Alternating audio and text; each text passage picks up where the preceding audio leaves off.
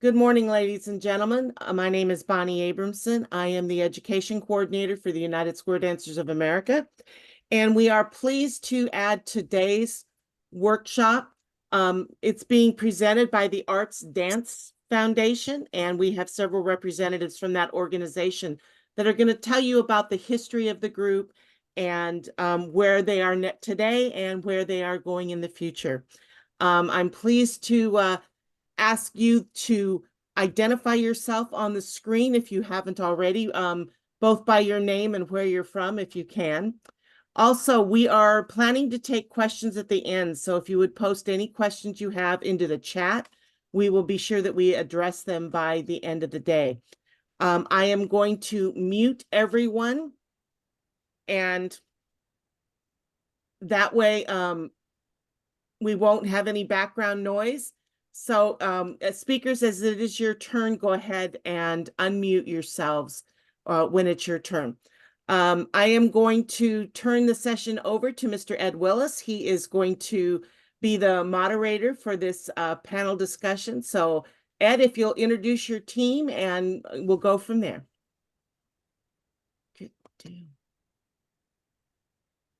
Okay, am I on? Yes. Okay, my name's Ed Willis. My wife and I have been square dancing since the 1970s. My wife thought it was a great idea that we learned to square dance, since my parents have been square dancing since the early 60s. And she thought it would be good when we go visit them to learn to square dance. So we did. And for those of the adage that square dancing adds 14 years to life, my parents both lived into their upper 90s. So I guess it works. Today, I'm going to tell you a little bit about our role as USDA representatives on the Arts Board. We were fortunate enough to be appointed that position after Jim and Judy Taylor and talked us into start attending arts meetings, which happen on the Sunday following the national conventions.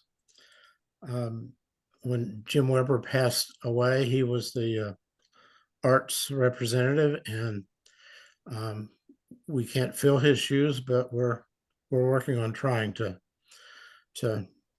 at least represent USDA. It's well, we are the interface between arts and USDA board or executive committee. We report back on what arts is up to and what arts is doing, and anything that USDA wants to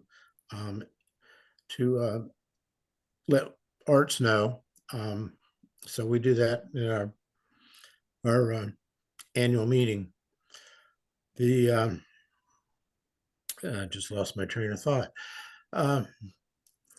So it's not a difficult job, since the USDA executive committee has several members that are on the arts board of directors, including the Taylors, Jim Maczko, Edith Weber, and us.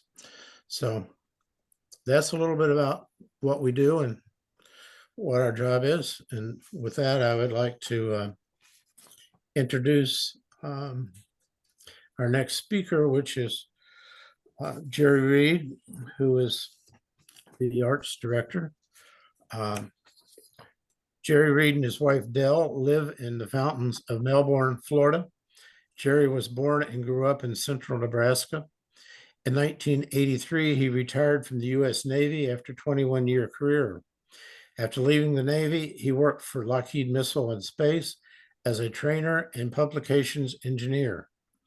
After retiring from Lockheed, he was the executive director of the International Association of Square Dance Callers for 10 years. He is currently the executive director of a nonprofit square dance organization, the Alliance of Round, Traditional, and Square Dance, the Arts Dance Committee. He is a square dance caller and calls for 2 square dance clubs in Melbourne. He maintains the Martin Anderson Senior Center, MASC, website and electronic mailing lists. He gained his internet and email skills over a long career utilizing these skills. Jerry strongly believes in the MASC provides an extraordinary, important, and valuable service to the Rockledge community. Thank you, and here's Jerry. Hi, Ed. Thank you very much, and hi to everybody. As Ed said, Dell and I live in South Melbourne. Here we moved here a couple of years ago from Rockledge. It's a independent living facility, and we enjoy it very much. We were talking about the weather earlier, and I'll let you know that it's gotten quite chilly here today. It's about 70 degrees, so we're having to deal with that. But my purpose this afternoon here in Florida, it's afternoon, is to kind of give you a background of how the arts got started and some of the goals that we set for ourselves at the time.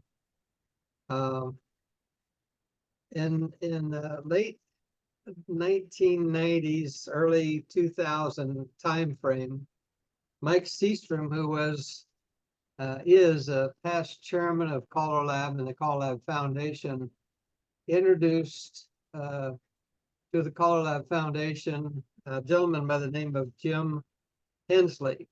Jim is a square dance caller that danced with Mike at least a couple of Mike's clubs in the Los Angeles area.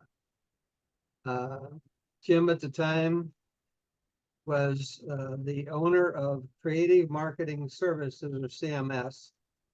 And I'll tell you, everything that he did, everything he saw, he came up with ideas of how that might impact or be used to publicize and promote square dancing. He was a real believer. The initial concept for the creation of an alliance of our related dance organizations in the USA, which was later identified as the Alliance Around Traditional and Square Dance, or the Arts, was submitted by Jim.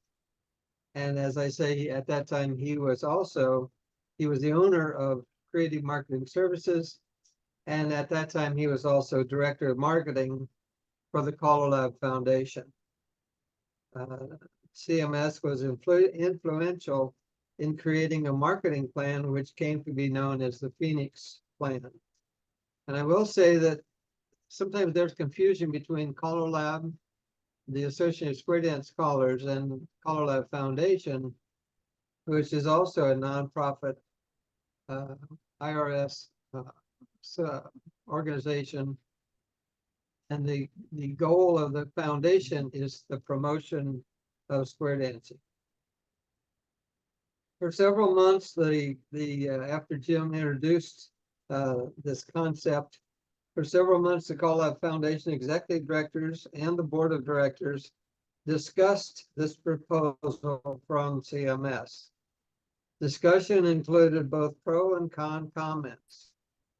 After considerable discussion, there was unanimous agreement that creation of an alliance, as described by CMS, was an outstanding idea and concept which had the potential to bring the several leading related dance organizations together to coordinate cooperative actions with the ultimate goal of increasing the number of dancers.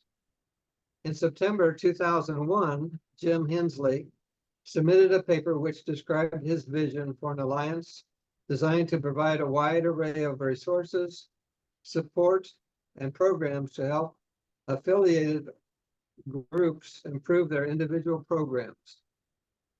Another goal was to help further the health of the clubs by promoting increased participation in all forms of round, traditional, and square dancing.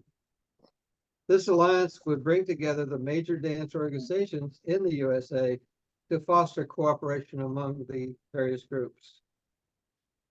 During the 51st National Square Dance Convention in St. Paul, Minnesota in 2002, a gathering of several dance organizations was hosted by Color Lab Foundation Chairman Mike Jacobs. During this gathering, several discussions were held to initiate the formation of an alliance of the national dance organizations.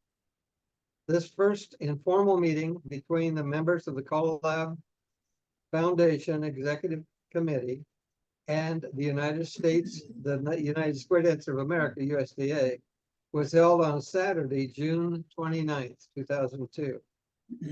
Several other major dance organizations were also represented. The initial discussion centered on establishing an understanding of the operational structures of the Color Lab Foundation and USDA. In October 2002, representatives of 5 related major dance organizations met in Cocoa Beach, Florida, excuse me, for a historic meeting hosted by Color Lab and led by Color Lab Chairman Mike Jacobs. The 5 organizations were USDA, NEC, USA West Policy Board, Rounda Lab, and Color Lab. Excuse me. These organizations met to discuss common issues and goals. There was agreement that one of the ways to meet these common goals is through formation and support of an alliance of these related organizations. This alliance would provide each organization with a balanced and equal voice as they work toward addressing the challenges facing the activity. Excuse me. Group met for 2 days of intense discussions on these issues. Many topics were discussed in great detail, ending in general agreement on several important issues. There was an atmosphere of cooperation and enthusiasm among the group. All agreements among the group were submitted to the respective organizations for review and approval as appropriate. Excuse me. At the next meeting in January 2003, near Washington, D.C., the representatives agreed to submit the acronym ARTS, or the Alliance Around Traditional Square Dance, to the respective organizations for consideration and approval. After consideration, all organizations agreed with the ideas and goals discussed during the initial meetings. This was the official birth of the ARTS. The Alliance is now registered in North Carolina as an IRS 501c3 tax-exempt nonprofit organization. The current ARTS board includes representatives from the following organizations: All Join Hands, Color Lab, Square Dance Campers, Contra Lab, International Association of Square Dance Clubs, the NEC, Rounda Lab, USA West Policy Board, and USDA. Each year, the board meets immediately following the NSDC in the city in which the convention is held. During this meeting, the board discusses items of common interest and takes action as may be needed. The board also elects 4 officers who work closely with the executive director, who is responsible for day-to-day operations. For many years, various members of the ARTS have been reviewing and discussing how to update the image of square dancing. It was agreed that one way to re-image square dancing is to update the image to a more modern and stylized logo. Numerous logo were designed, presented, and discussed. None of the proposed logos met the criteria for an updated, new, and different symbol. During the 2013 ARTS meeting in Oklahoma City, Oklahoma, the board created the re-imaging committee and approved Jim and Judy Taylor as chair. Jim and Judy began working ideas with the goal of updating and improving the image of square dancing. They will be providing more details of their work later in this meeting. Jim and Judy proposed a long-range plan for the committee. Included in this plan was creation of a Square Dance logo, Square Dance slogan. Initial plans included working with a professional reimaging committee. After much research and discussion, plans to employ a professional company were discarded for various reasons. The reimaging committee began work very closely with other organizations, which were also looking to ways to update the image of square dancing. Extensive discussion and cooperation with the Colorado Marketing Committee resulted in selection and approval of a new slogan and new logo. And Jim and Judy will be providing more information later in this meeting. Over the next several years, many significant actions were completed. I believe Jim Maczko will be talking about some of that. But we did, there were other organizations which joined the governing board. Bylaws were approved. We are incorporated in North Carolina. 2 websites have been created. Educational grant program has been established. Dance information fact sheet and other information has also been produced. We also maintain an email tree to send out information with the goal of getting that in the hands of every square dancer, every dancer, round dancer, square dancer, contra dancer in the United States. During the 2018 meeting, the board approved a motion to create a working group to develop a plan to create, establish, and promote videos of arts dance forms. Michael Streby agreed to take the lead. The results of Michael's experience and very hard work, the arts has created 90-second videos of information about the various benefits of dancing. We'll provide more information on that later in this meeting, I believe, also. Just as an information point, the 5 videos which have been completed are posted on the website, and the links to those have been emailed to the arts email tree.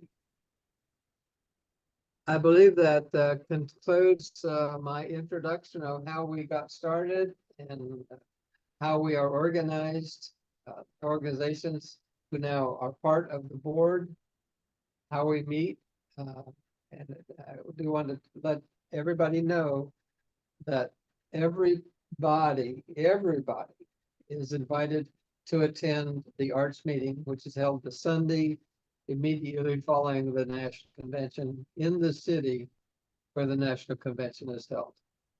With that, I will turn it back over to Ed unless there are any questions.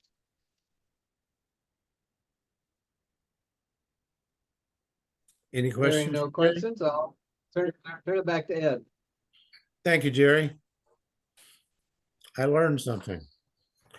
Our next speaker is Jim Maczko. Jim sent me a 100-page bio, and I was able to reduce it down to less than a page. So Jim Maczko involvement with the activity covers all facets of the square dance movement. Jim began dancing in 1954 at the age of 7 with the Junior Levi and Laces in Lemon Grove, California. He began his leadership role at an early age when in 1963, he was elected and served 2 terms as president of the San Diego Junior Square Dance Association, an association of area youth clubs. As one of the founding fathers of the United Square Dancers of America, Jim served as its first president from 1981 to 1983. He continues to serve on the executive committee as parliamentarian. Jim has also been involved with USDA, becoming an IRS 501c3 nonprofit organization, and currently serves as chairman of the USDA nonprofit group exemption program, where USDA members may obtain 501c3 status through the United Square Dancers of America instead of dealing directly with the IRS, but still obtain the exact same nonprofit benefits. Jim and Patty Wilcox served as USDA presidents 2012 to 2013. While with his dance partner, Patty, Jim is a member of the USA West Square Dance Convention Policy Board. Jim and Patty were co-chairmen of the second USA West Square Dance Convention held in San Francisco in 1998. Having attended his first national convention, Square Dance Convention in San Diego in 1956, the 73rd NSDC will be Jim's 60th National Square Dance Convention. Jim was one of the founders of the Alliance of Round and Traditional Square Dance, Incorporated, Arts Dance. Jim was elected the first chairman of the governing board, serving from 2004 to 2006. He was instrumental in achieving 501c3 nonprofit and charitable status for the arts. Together with his dance partner, Patty, they received the Color Lab Chairman Award for 2006. During the 57th National Square Dance Convention held in Wichita, Kansas in 2008, Jim presented the keynote address, one of the few non-callers to make this special presentation. I have to add a sad note here that Patty passed away recently, and she will definitely be missed by the square dance world. With that, I'll turn it over to Jim. Thank you, Ed. And as Jerry laid out, we kind of came together in 2002, but we quickly went into action. And by 2004, we were conducting demographic surveys of square dancers that attended the National Convention that year in Denver, Colorado. And that gleaned a lot of information on who square dancers are, their incomes, their education levels, and that type of information was gathered. And realistically, square dancers are better educated and have higher incomes than the national average, which is no surprise. It takes a lot of brain power to square dance. So, and that brain power is needed to keep us alive and keep us young. So we want to keep stimulating our brains, and square dancing helps us do that. But the survey information is compiled and is available on the arts-dance.org website. Another of our early efforts was a grant was given to the California Council of Square Dancers to create a program called Square Dance 101, which actually Bonnie Abramson was very instrumental in. And that program is actually a set of CDs and directions for actually elementary school teachers to teach modern American square dancing in the classrooms, rather than having people going back to the turkey in the straw type approach to square dancing in the schools, which gives people a negative image of what square dancing truly is in the modern era. So this program was very helpful in that regard. In addition to the Square Dance 101, Arts was instrumental in procuring Contra Lab to create Contra Dance 101. So it again, it was a way to teach people to bring them into our square and round and contra dance activities. The Arts adopted the Color Lab recruiting program and utilized it, shared it with all the other organizations, and not just members of Arts, but even beyond that, the recruiting plan is available. And to generate some additional income, Arts created a travel website. It's where you can go and book your travel, and Arts will receive a commission from the arts-dance-travel.org website. So if you're planning to travel, you might check out the website to obtain better rates and make a contribution to Arts. Arts has a quarterly newsletter that Jerry Reed, our director, produces each and every quarter, and that brings people up to date as to what's going on with square dancing. And again, there's a fundraising effort. There's the Arts Add-a-Buck plan, where groups having festivals or dances are encouraged to add an additional $1 to their admission fee and collect that $1 and send it on into Arts. And there have been arts benefit dances a number of years ago on February 29th, the date that most groups don't have a regular dance. Everybody was encouraged to hold a dance on that date and submit the surplus revenue to the arts as a donation. And this, again, was helpful in producing income for the arts. In 2005,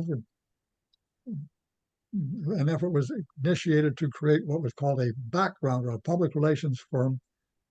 Actually, a nationwide public relations firm suggested that when we contracted with them to have what we now call a fact sheet, but it's a list of very bullet items of square dance history and a bullet items of the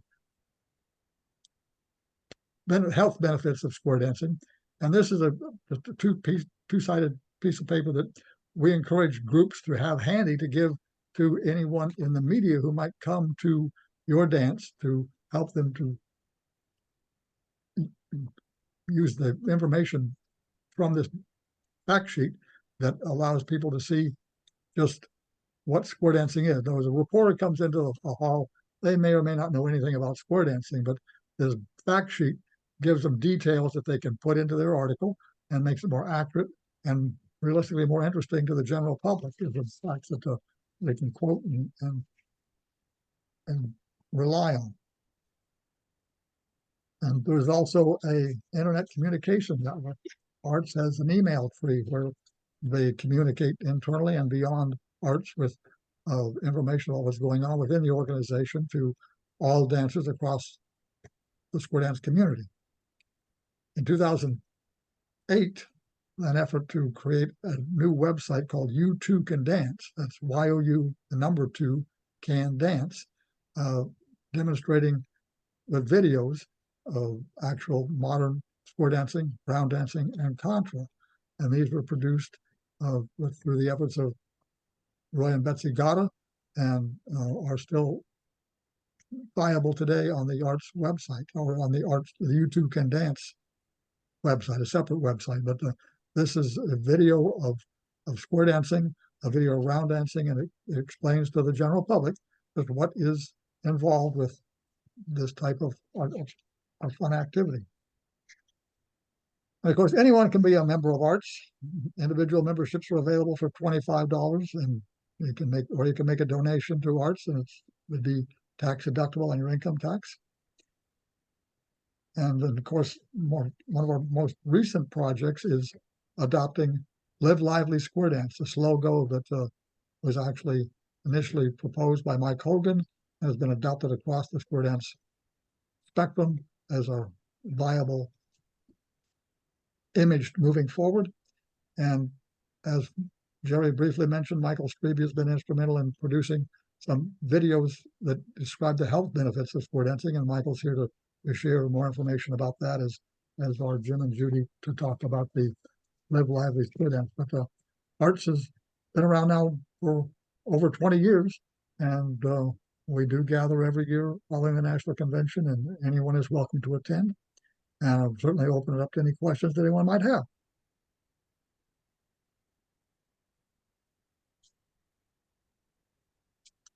All right, I guess it's back to you. Thank you, Jim. I learned more. Our next speaker is Michael, who produced the videos. Michael works in television and brings that to the arts.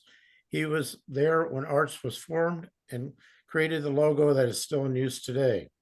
He has produced and released 4 videos with Douglas, should add that's 5 videos now, with Dr. Douglas Lee, and dancers to highlight the health benefits of square dancing today. And today he is showing the 5th one that is being released. There is one more that will be released prior to the National Square Dance Convention in Milwaukee. With that, I give you Michael Streby.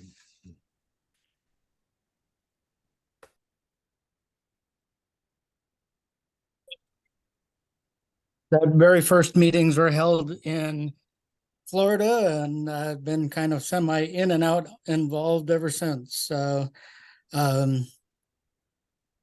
in putting together the statistical analysis of all of the people that attended the national convention.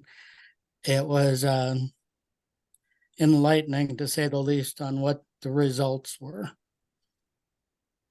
Since then, Dr. Douglas Lee has graciously, we started this project a couple of years ago, and then COVID hit, and nobody wanted to talk about, no doctors wanted to talk about, well, we should get together and touch hands.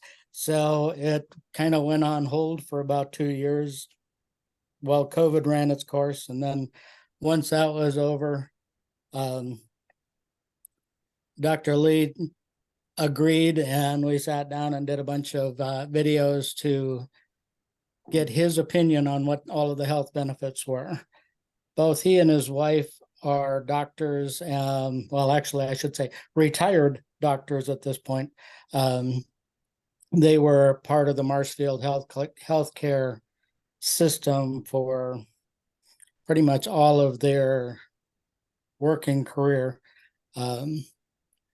Since then, and actually since their retirement, they decided to look at what activities would benefit them health-wise, and square dancing was one of them that came up in his studies. And so he did a little bit more research on what and why and where, what the actual benefits of square dancing were. So the one that I'm going to show today is our 5th video, and Bonnie, if you could.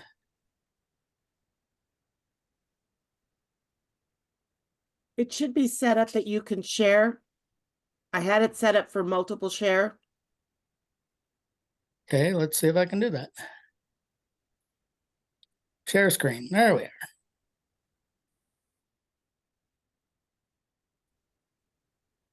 Okay, can everybody see that? No, I'm not seeing anything. No. Can anybody see that yet? Okay, let's try hitting that button. How about now? Yeah. Now we can see it. Yes. Okay. One of the reasons, one of the things that I wanted to make sure that we highlighted, that it was the arts that is a big part of producing this, and it's a way that we can educate both the public on how square dancing benefits them, etc. So here's Dr. Lee.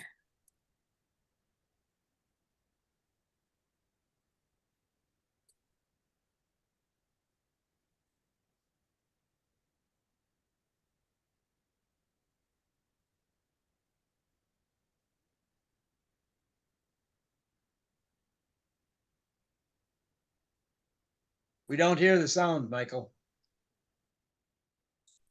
Well, I've got it on mine, so how can we do it with sound?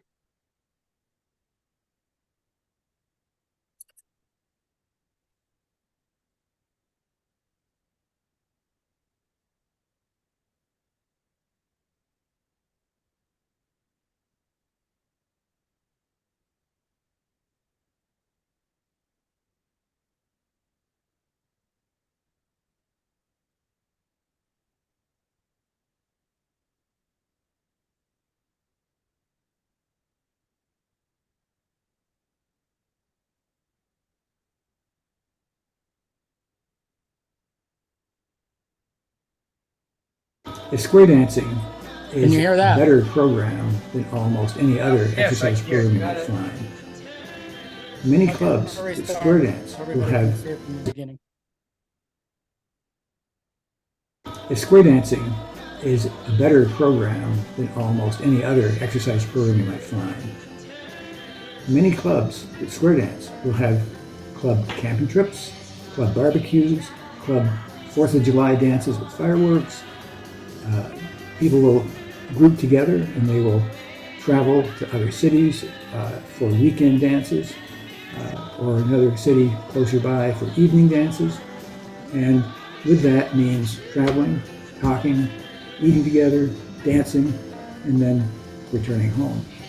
And I can't think of any other structured exercise program that offers the social benefits that Square Dancing does. It's fun. It's good exercise. You meet lots of neat people. When I was a teenager, a friend asked me if I wanted to meet girls. I met a lot of girls, including my wife.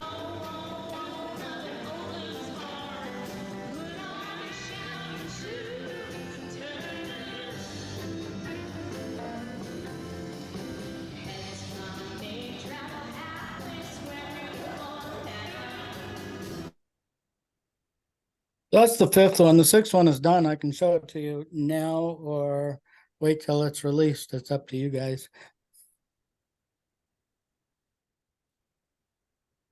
I think you should Uh, give I- us the preview. I'd You like should to give us see a the premiere. We needed a premiere. Yeah, Yeah, I think it'd be good. Okay, yeah, I'd like to see it. see if I can do this again.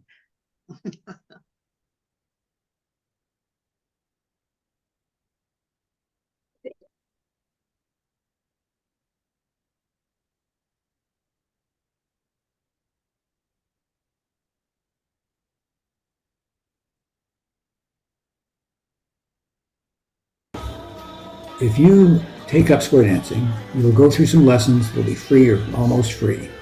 You will learn within a few months to become a capable square dancer, and you will enjoy it. If you go to the Y or somewhere else for 3 months for their program, I can assure you that in a year you won't be going anymore. Whereas with square dancing, in 5 years you'll have hardly missed a chance to dance.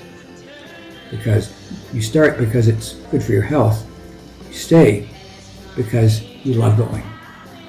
In the end, you'll be dancing because it's fun. Fun, friendship, exercise.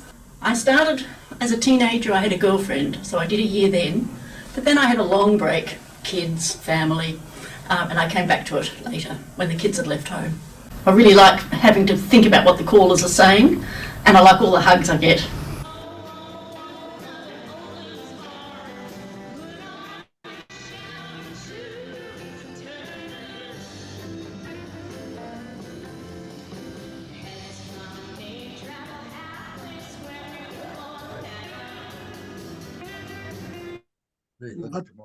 That's the best one yet, Michael. Great. I like both of those. They came out well. I especially like Bruce.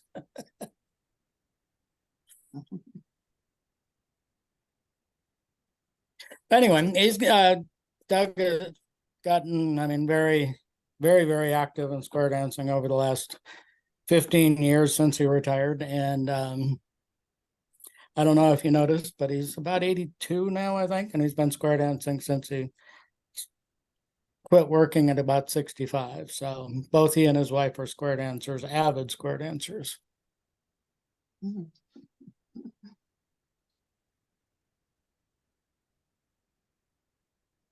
Anything else? Questions that I can answer? Jerry, you'll be getting that one in about a month.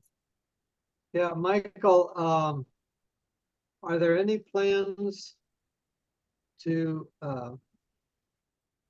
even he does talk about the benefits of dancing, and he mentions square dancing a lot, and obviously there's square dancing going on in the background.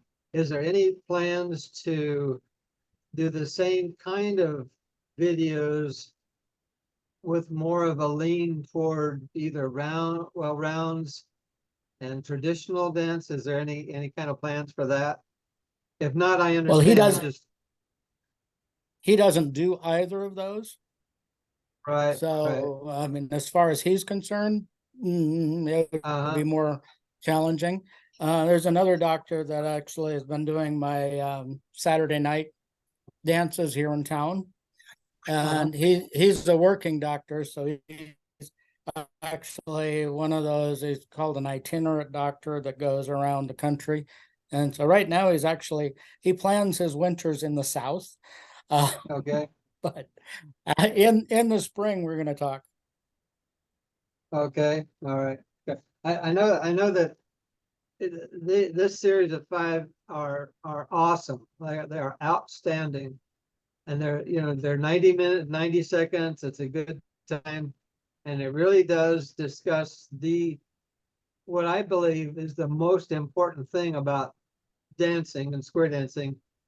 It is not the choreography, it's not the collar, it's the sociability that you get.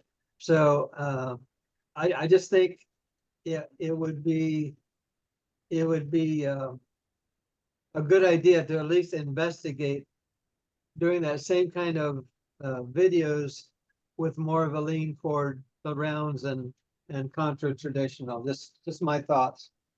Well, during the last meeting, the Contra people actually asked for it, and I asked for video from them so that I could use that in the background, and I haven't gotten any.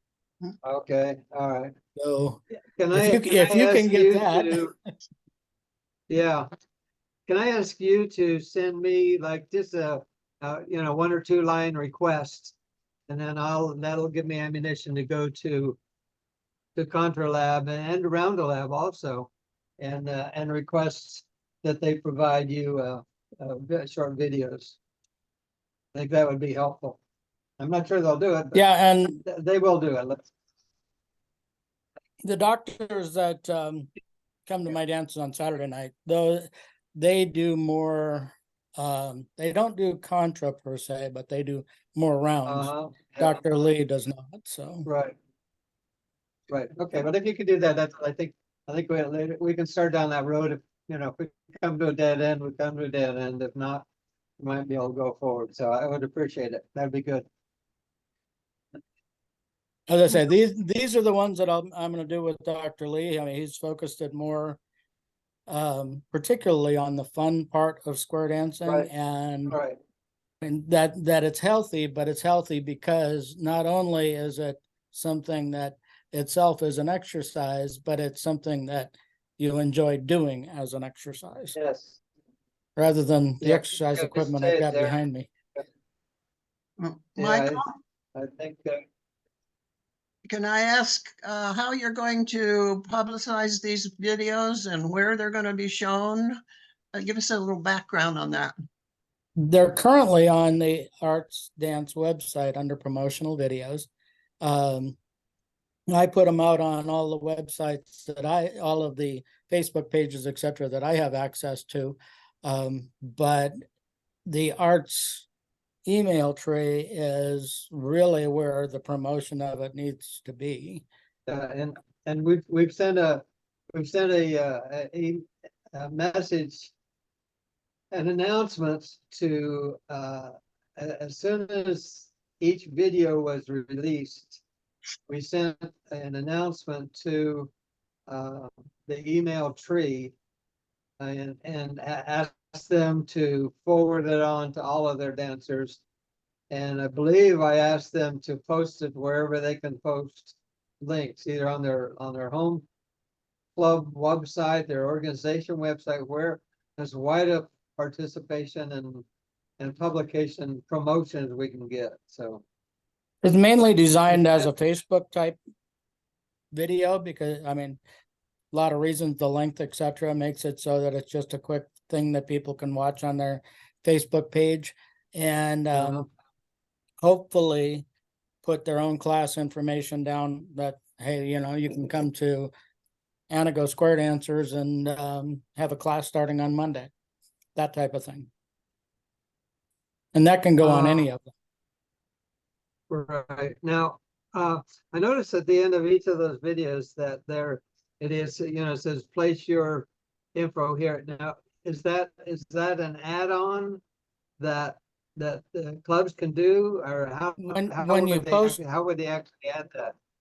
When you post or share a video on something like Facebook or TikTok or any of them, you have a spot where you can type in additional information about what you're sharing. That's where you would do that. Okay. I'm gonna get together, have to get together to get some information about creating a Facebook page and stuff. I think that's something I need to do. Okay. Anything else? Judy, you had a question. I don't know if I answered it. Yeah, pretty much. You can explain why we don't do TV ads. TV ads are, how do I How put this? How much? Price prohibitive in most cases. There are some exceptions to that, but during a political year like this, local ads will cost anywhere from $500 for 30 seconds to $5,000 if you're going to be in a football game. It could be $10,000 if you're in the Olympics. That's locals. Trying to do that nationally, you're really talking millions. That's just not even. A Super Bowl ad this year went for $7 million For 30 seconds, right? Yeah. for 30 seconds.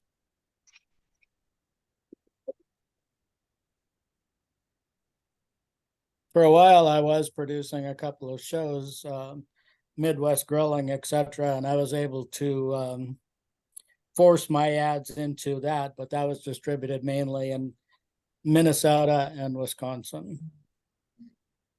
No, not nationally. There was some national exposure a little bit, but not overly.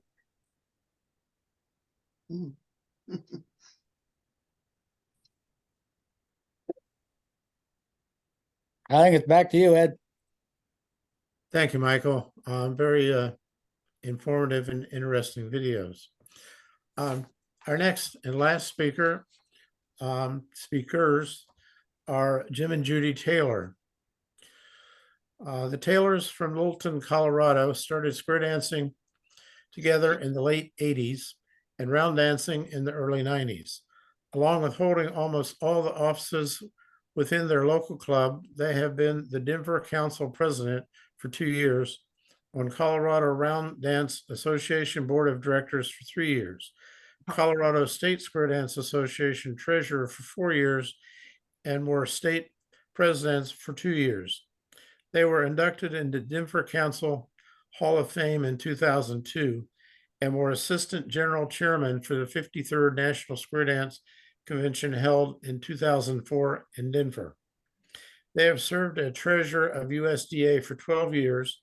They are also chairman of the Arts Reimaging Square Dance Program, secretary of the Arts.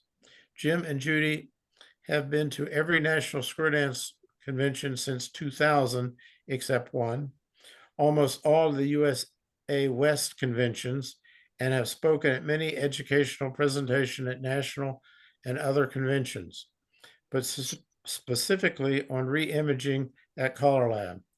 They take pictures at many events, put them on Google Photos, and send links to participants. Other interests include the Masons, Shriners, and their activities. Increasing the number of square dance and round dance is a top priority in their dance activities, in addition to having fun. With that, I introduce Jim and Judy Taylor. Thank you. Okay, we'll start right off here.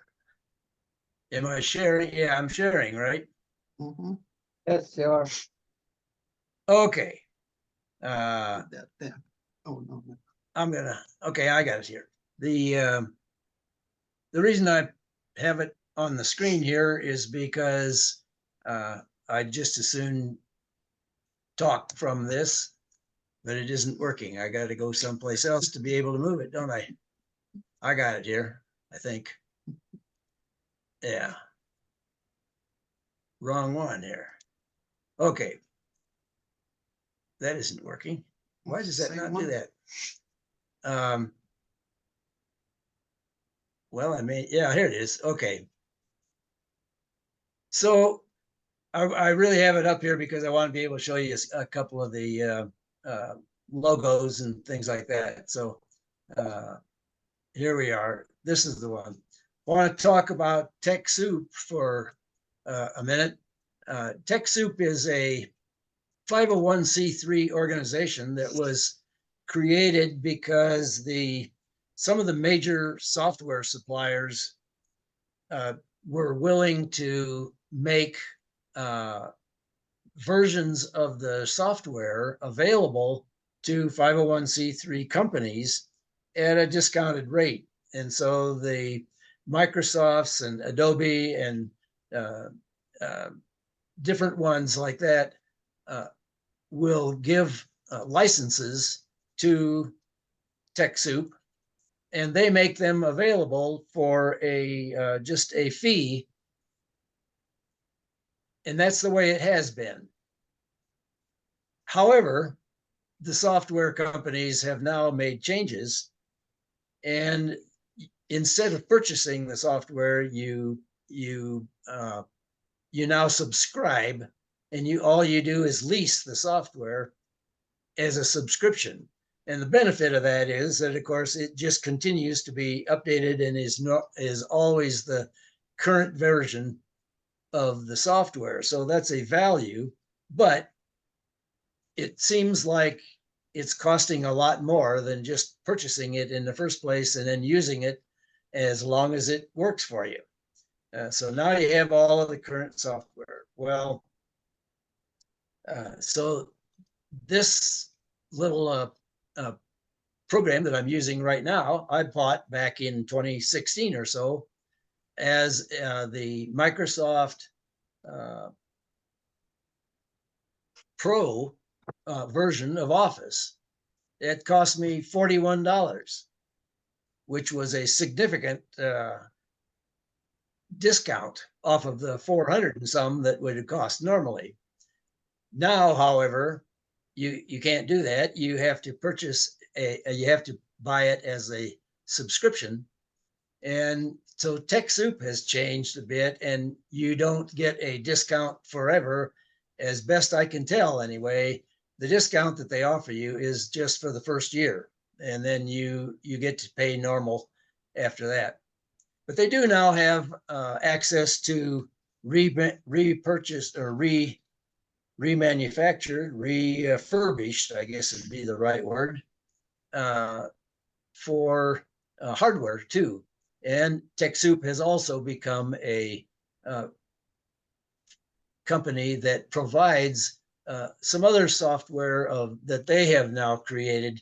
And so if you have a 501c3 company or a club or council or whatever, you should be able to purchase by going to TechSoup yourself and becoming an administrator and being able to purchase the software or buy it by the subscriptions at discounts and or hardware even. But if you happen to belong to the USDA or arts, Edith Weber and myself are administrators, and you should be able to obtain some of that from just giving us a call, and that would work. Is that any type of hardware? No, whatever it is that they offer, and I haven't pursued the hardware side of it, so but there is a limited number of pieces of software available through TechSoup, so you can go with that. Looking at the Live Lively Square Dance that was mentioned, we helped get this program started, and by doing so became chairman, of course.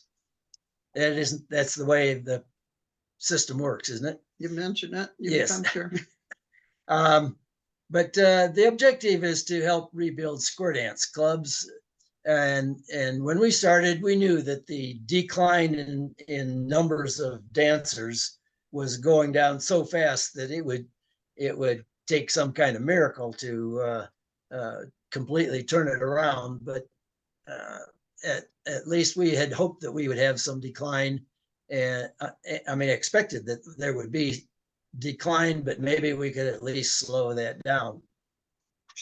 We called that the re-imaging square dance. We didn't have a logo at the time, or a slogan, and so we through a couple of 3 years of discussing what all we wanted to try to do and so forth, we finally realized that there was, in fact, an existing logo that would serve our purpose of being a more modernized deal. And in 2016, it was really became aware because the 2016 National Square Dance used that logo for the logo to be put on their software, on their promotion. And so that logo was created by a British Columbia couple named Nick and Mary Ann Turner. And it turned out that, interestingly enough, they put out a request to a number of design companies in their area in British Columbia. And they came back and said, there's no way we can't create a logo that would satisfy and be useful for square dancing and round dancing and contra dancing. And so they gave up there, and they called their son, who was He's a graphic artist. graphic artist in Oklahoma City, and said, "Here, do this." And he did, and that's what he created is this. What he created was just the logo portion of this. This happens to be what Jim Maczko referred to as the slogo. It is the slogan and the logo together. And Judy put that together, and we started making pins. You want to elaborate about that? We had made pins for our 53rd National here in Denver in 2004. And we made 10,000 pins. We made them out of little square mirror tiles. And it was easy enough to take a block of regular tiles that go on the wall and slice them up into 144 pieces. And Jim provided the picture to go on them, and we glued them all together. Well, we gave out pin kits. A kit of these pins they would have the mirror tile and the pin backing and the papers and instructions and even a sample. And we gave those pin kits out to everybody. And that's how we came up with 10,000 pins. So we decided to do the same thing with our little square dance logo here with the Live Lively, and put those on 1-inch pins. And we had a few pin kits of those. I can't remember how many, but we started advertising because people wanted to stay with the old logo with the two square dancers together. And we had a little bit of contention on that because the old style square dancers had the old style image of old style square dancing in general, the turkey and the straw that Jim Maczko talked about. And we wanted to create a new updated version with new music and a new image. And that's how we came up with the re-image title. In fact, we have a website just for the products and the new image called reimagingsquaredance.com. I'll give you a link later on in this.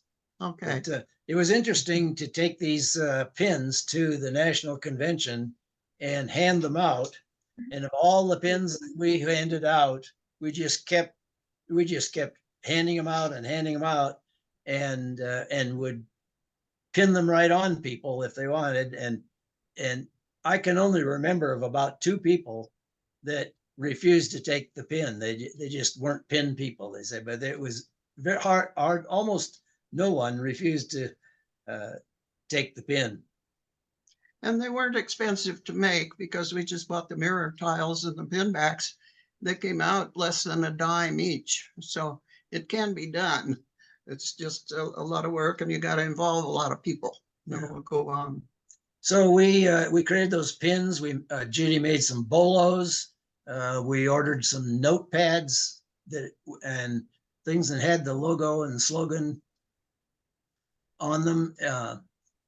And those went pretty good there, but we were able to get Color Lab to put these things in their be able to sell them in their booth at the national convention. And so when we did the license plate frames, we just got them and started selling them, and we did pretty well with them, and we bought them for about less than $2 a piece, and we're able to sell them for $5. Occasionally people would buy 10 or more, and we'd give it to them for $4.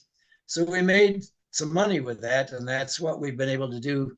The money Purchase goes other back things. to arts, of course. Yeah, we meaning arts. And so, but the numbers came from Color Lab, and we like to mention that and appreciate that they were able and willing to do that. And that's a question for Jerry.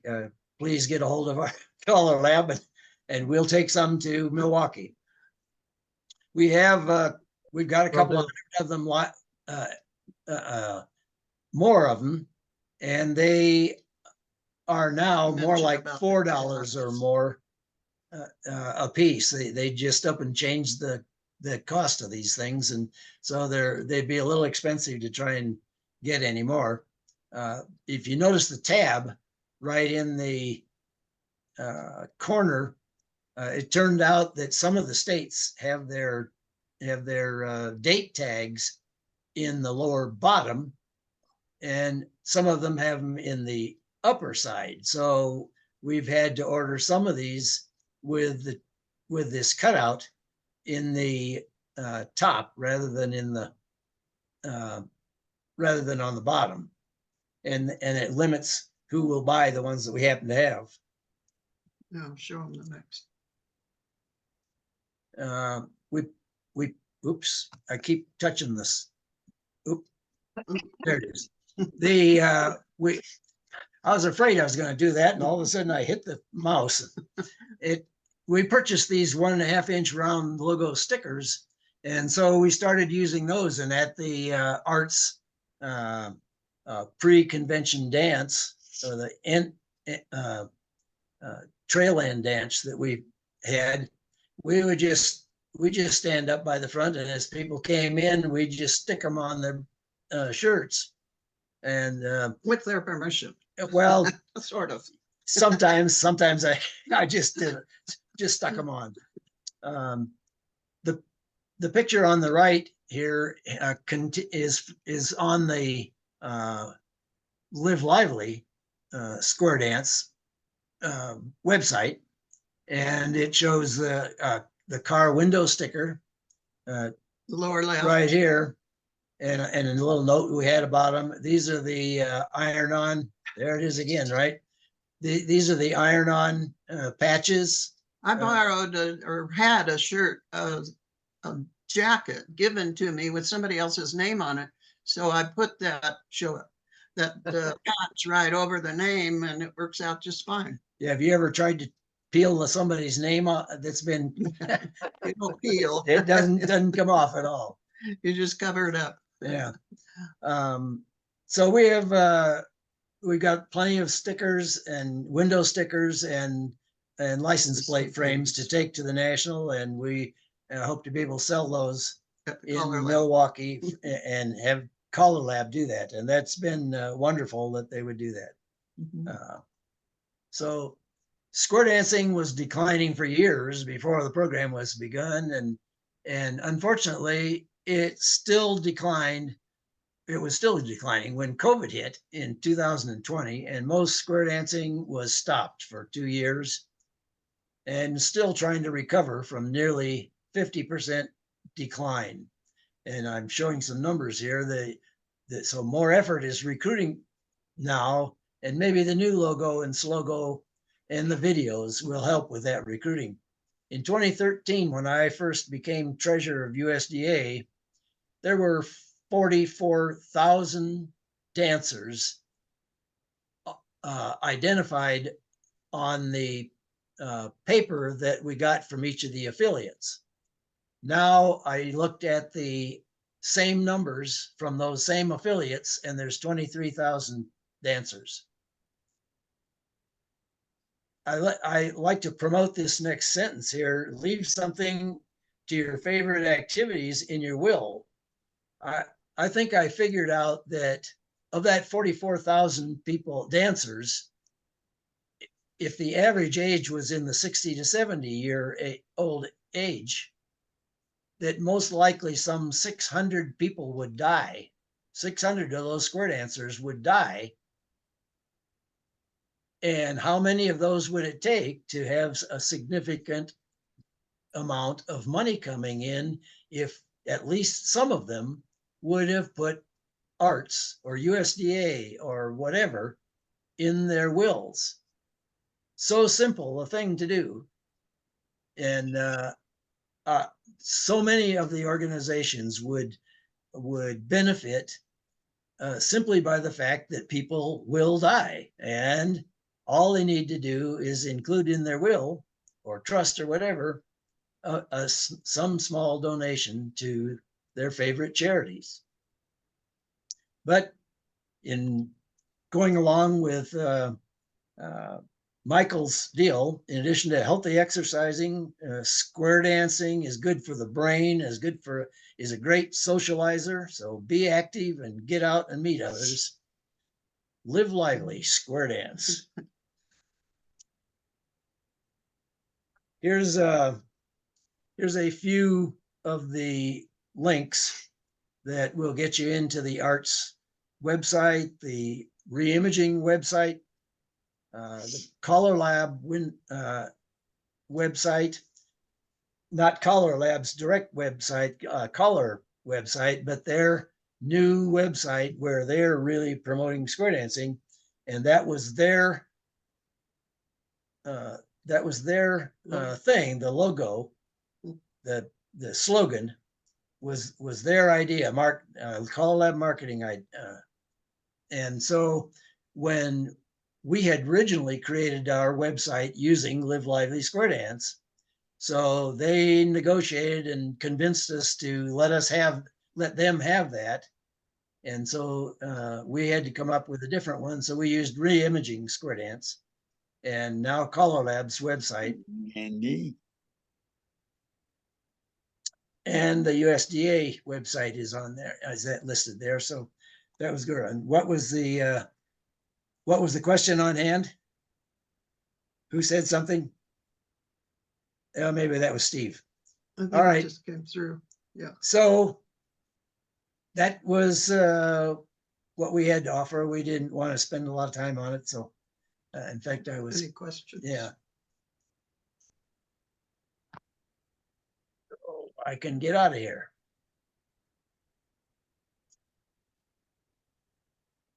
Back to you, Ed. Thank you. Anybody have anything further to add? Yeah, does anybody have any further things to add as we were done with our formal presentation? If not, I will turn the controls back to Bonnie. I'd just like to say thank you to Bonnie and to Ed for setting this up and providing us the opportunity to share our thoughts about the arts. We believe the arts is an awesome organization. It brings those dance organizations together.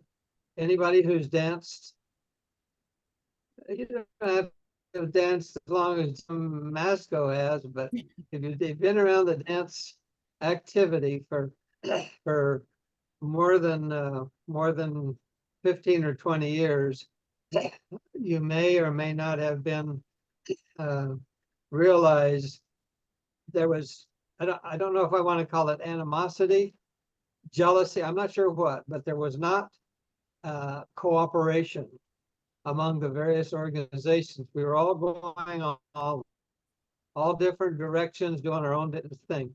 So the idea of creating the arts and bringing all those organizations under one umbrella, every organization has an equal voice. We discuss things, we take action as may be necessary. So I on behalf of the Arts Board, thank you for allowing us this opportunity to bring information about the arts to the Square Dance community. Thank you very much. Well, I you're would like quite, to, I would like to add one more thing, which is that most all of us are volunteers. And I can think of in our case right now, we have been dealing with the Live Lively for long enough period of time that there's a need to get some new blood into the process and see if we can't help getting going. So we would appreciate if anybody ends up listening to this, give us a call, whatever, and we'd love to have some more ideas, because we're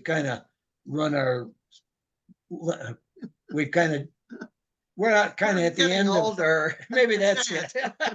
That's it. We're getting older. We've been dancing for over 30 years, and we always thought, well, we won't make it this long, but we're in our mid-80s, and we need to replace everybody. We need to replace ourselves in our positions that we are, not only just square dancers. So do some recruiting to try to replace your position.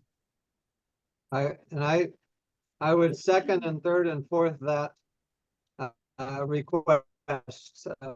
Jim and Judy have been unbelievable in what they put together, the idea brought together, and they're two people that not only come up with ideas, but they come up with the action to put those ideas into physical things that we can do. It's truly amazing. They're amazing people, but they're correct. We need to start looking for people to volunteer to help. We can't always, go with everybody. So thank you for the opportunity to spread the word. Thank you.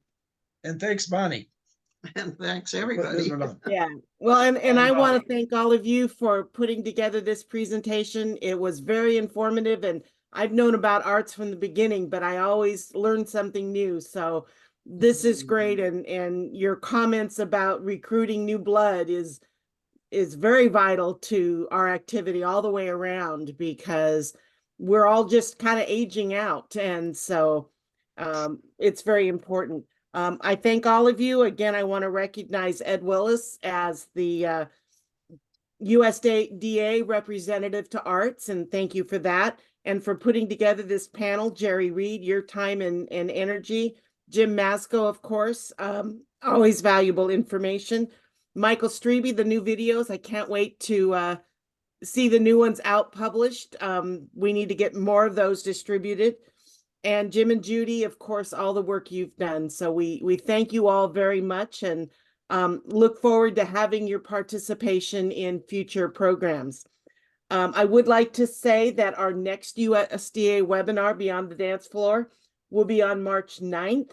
We're going to go back to the beginning, USDA, and it's called The Wonderful World of USDA, the benefits, the programs, and the resources. Sally Schmidt, who is the education coordinator for USDA, will be doing that presentation for us, and we're very much looking forward to it. Again, I want to thank those of you that participated, and we look forward to having you join us for future programs. I don't have any questions, so unless any of you have anything else to add, I'm going to end this program, and thank you all again for your time and energy in putting this together. Jim Maczko?